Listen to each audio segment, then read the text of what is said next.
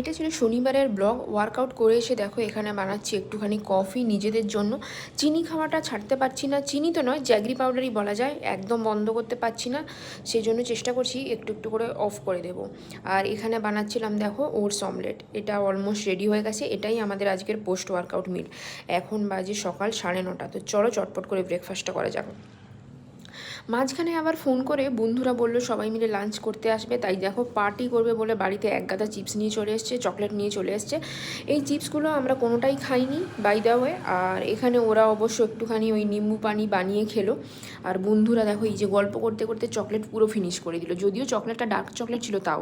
আর এখানে আমরা বানালাম বাড়িতে ফ্রায়েড রাইস, আর ফ্রেন্ড এনেছিল চিকেন।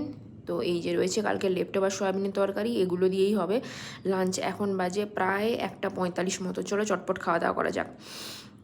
কিন্তু খাওয়া দাওয়া করেও শেষ নেই গল্পের। এই দেখো বেরিয়ে পড়েছি আবার আইসক্রিম পার্টি করতে।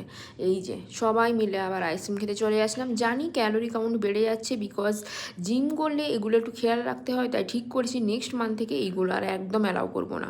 No ice cream, no junk food, no বাইরের খাবার। জাঙ্ক ফুড অবশ্য খাই না, কিন্তু বাইরের খাবারটা এইসব ফ্রেন্ডের পাল্লায় পড়লে একটু বেশি খাওয়া হয়ে যায়, তো চেষ্টা করছি এগুলো কম করার। সো প্লিজ আমার চ্যানেলটাকে ফলো করে দিও। বাই।